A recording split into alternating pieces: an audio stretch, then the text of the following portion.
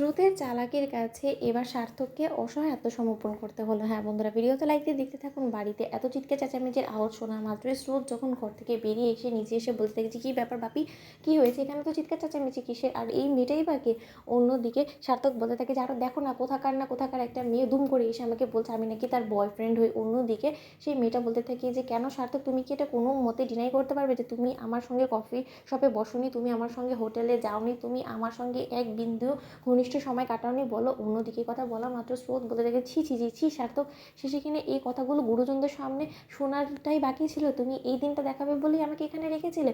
অন্যদিকে সার্থক বলতে থাকে আপনি কী সব ভুলভাল বলছেন, বলে তো আপনার মাথা খারাপ হয়ে গেছে। আমি তো দেখতে পাচ্ছি যে আপনার মুখে বিন্দুমাত্র লাগাম, আপনার লজ্জা করছেন এইসব মিথ্যা অপবাদগুলো আমার কাঁধে চাপিয়ে দিতে। বলুন তো, আপনি ভুলে যাবেন আমি কিন্তু একটা ভদ্র ফ্যামিলির ছেলে, এবং ভদ্র ফ্যামিলির ছেলে হিসেবে আমি কোনোদিন আমার বাবা মার কাছ থেকে বা আমার পিসিমণির কাছ থেকে শিক্ষা পাইনি, তাহলে আমি কী করি বা এই কর্মকাণ্ডগুলো করবো বলুন তো। আর বাপি তুমিও বা কী বলো তো, এই মেয়েটাকে এখনো পর্যন্ত তুমি এখানে দাঁড় করিয়ে রেখেছো, ওকে বরদাস্ত করছো। অন্যদিকে এই কথা বলা মেয়েটা স্রোত বলতে থাকে যে কেন, সার্থক এরকমটা তো হতেও পারে, এমন কি গ্যারেন্টি আছে বলো তো যে বাবা মা ভালো হলে তার সন্তানও এরকম ভালোই হয় বলো তো। এমনটাও তো হতে পারে যে তুমি তোমার সঙ্গে এই মেয়েটার যে আগেভাগে সম্পর্ক ছিল সেটা সম্পূর্ণরূপে তুমি আমাদের কাছ থেকে গোপন করে গিয়েছো।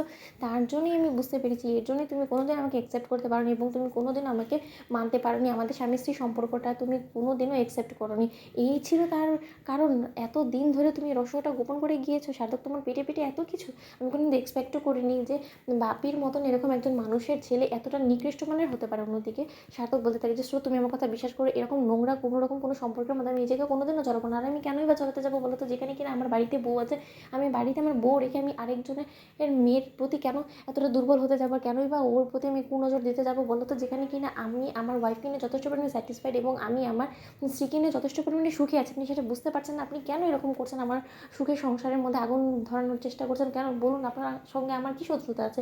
অন্যদিকে স্রোত মনে মনে বলতে থাকে যে বাঁচা দোন, এবার তুমি পথে এসো।